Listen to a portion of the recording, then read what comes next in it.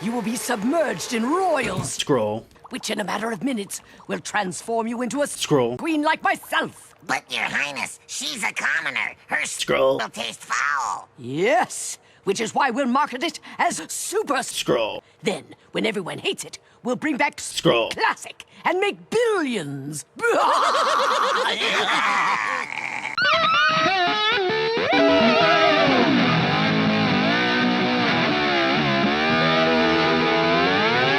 You're listening to Duck Dust FM.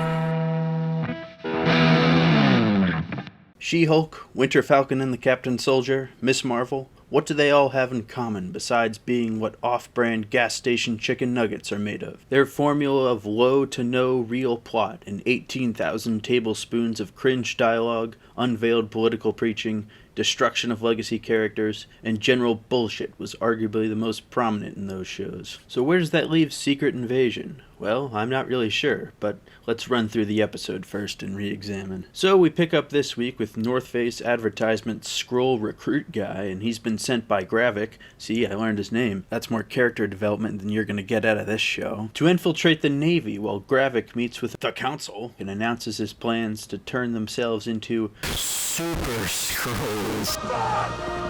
Damn it!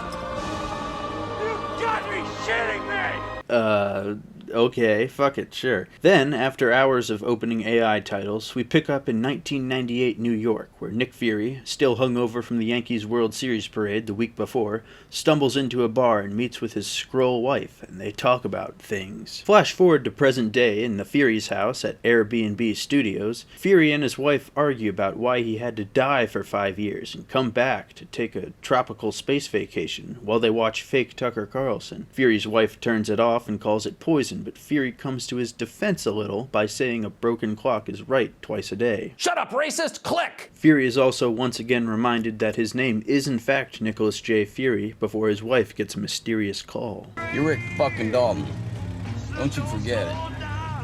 While that shit's all happening, Talos Mendelson meets with Gravik in an art museum, and they do a big semantic World War I metaphor dance before having some coffee and discussing Skrull stuff. Talos gets pissed and stabs Gravik in the hand, but since I guess he's already a Super Skrull, he just kinda regenerates. This looks pretty familiar to that Guy Pearce glowing crap in Iron Man 3. I don't know, but Talos is allowed to escape. He runs to tell Fury that there's a spy high up in the government pulling strings. Now who's doing that?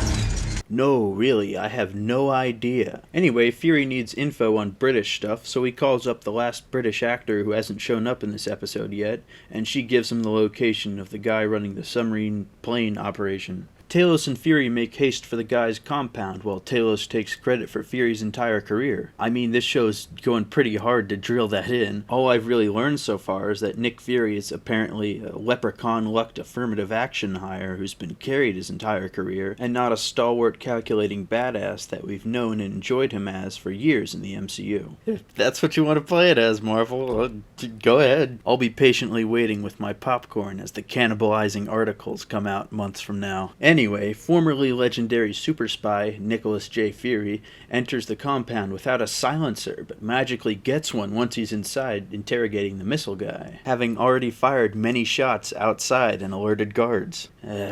So they stop the attack on the UN plane or whatever, but it's actually Gravik's setup all along. He caps Emilia Clarke for being the spy. Wow, 2 headlining actresses shot in the first 3 episodes? Who's the misogynist now, Marvel? Then it finally ends with Fury's wife going to a safety deposit box just to get a handgun. Aren't you in America? Just go to a Whole Foods and get one. Wouldn't that be a cool place to live? Anyway, she gets a call from Rhodey, who I'm gonna guess totally isn't a Skrull, but does want her to kill Fury. So yes, Secret Invasion, to lesser degrees than its aforementioned Disney Plus counterparts, does have all the elements that ruin those shows, even if it's not entirely in your face about it. The main problem halfway in is not all of that crap, but that the show has no idea what to do with itself and what it really is. The tone of the first 2 episodes was meant to be more grounded and matter-of-fact, which was an admirable change from the blinding CGI clusterfucks, but the tone noticeably and distractingly jumps around in this episode. Fury and Olivia Colman's conversation plays out like something from a Saturday morning cartoon, and Talos and Fury's conversation about his career